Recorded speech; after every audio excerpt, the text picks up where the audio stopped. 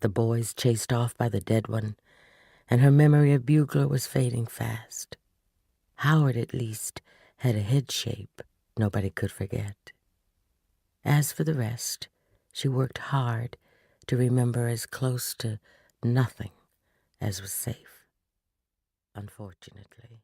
When I first read Toni Morrison's Pulitzer Prize-winning novel, Beloved, I wasn't prepared for it. I was lost in its thickets of rich prose, overwhelmed by the pain it communicates, centuries of anguish in every word. It was almost impossible to visualize because part of me did not want to be able to see the horrors from which Morrison refuses to flinch. I avoided the film adaptation for many years because I remembered how stranded and uneasy I felt while reading every beautiful yet terrible paragraph.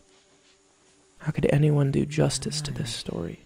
The picture of the men coming to nurse her was as lifeless as the nerves in her back, where the skin buckled like a washboard. It was years before I realized that Jonathan Demme was the only man for the job. He was totally fearless, experimental, and empathetic. He could express the most awful truths about human behavior, about how bottomless our torments can be, because he believed in our ability to overcome them, to match them with kindness.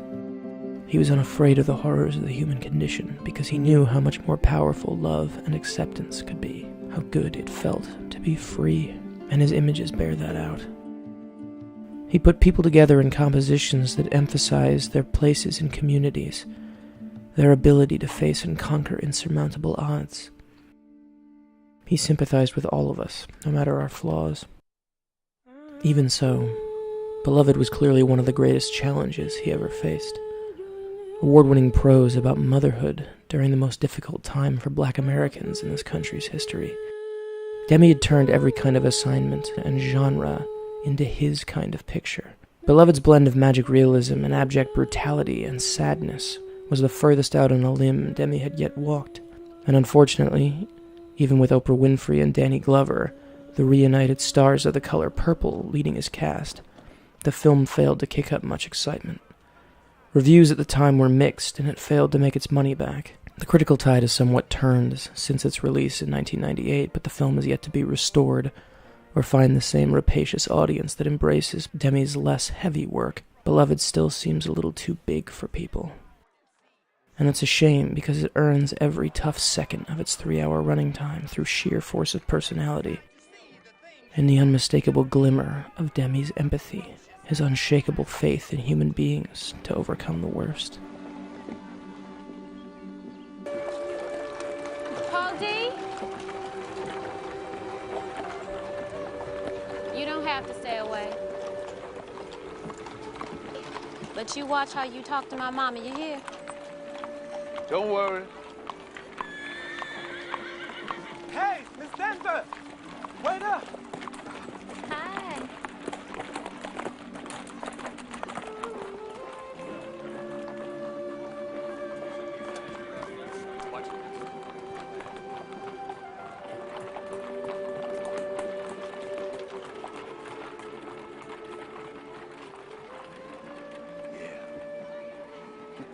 Telling the story of a woman who walked through one level of hell after another to survive during slavery, Beloved is Demme's most nakedly expressionistic fiction film.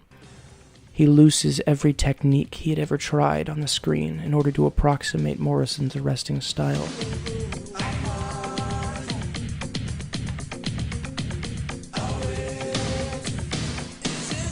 His choices are never hidden from us, never meant to seem unobtrusive or too slick. They place the images of the nightmarish conditions of the heroine's life on the walls around her, letting us see what it feels like to live in a prison of memory, to know that your guilt will never leave you alone long enough for you to start anew.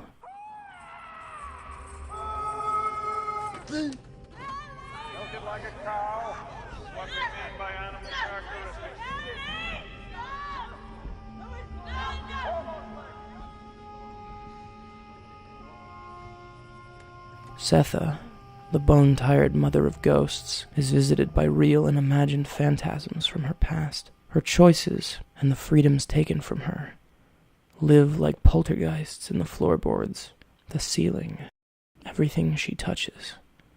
They're reflected in the eye of the dog who was almost killed by a malevolent spirit.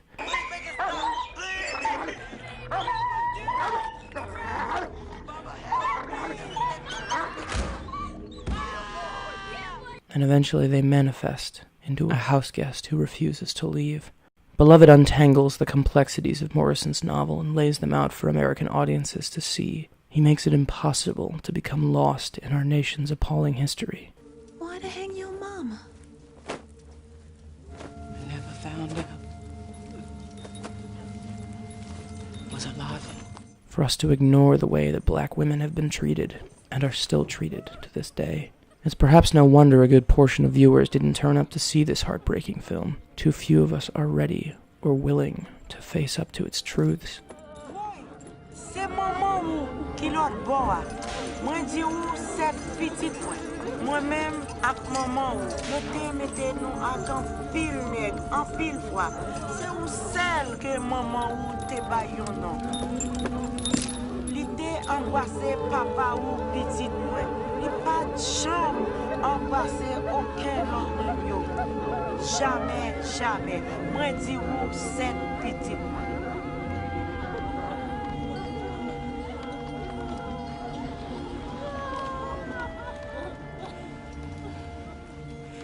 He'll be here in a minute. Demi presents the film as a chance to begin an exorcism of our history, to purge our ignorance of the past, to maybe begin to live with a cleaner conscience as a people. We did these things. Now we must be better. Beloved should have been viewed as Demi's magnum opus, because it was as fearless and humane as he was.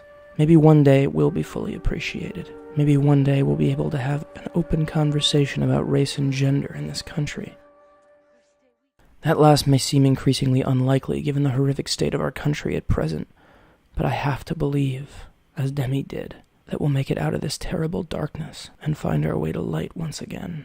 We must never allow ourselves to forget the injustices we visited upon each other, but we must always move forward and find it in our hearts to love with abandon. Just the breeze.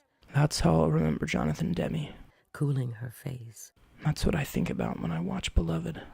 As she rushed toward water. And then sopping the chamomile away with pump water and rags, her mind fixed on getting every last bit of sap off, on her carelessness and taking a shortcut across the field just to save a half mile, and not noticing how high the weeds had grown until the itching was all the way to her knees. Then something, the plash of water.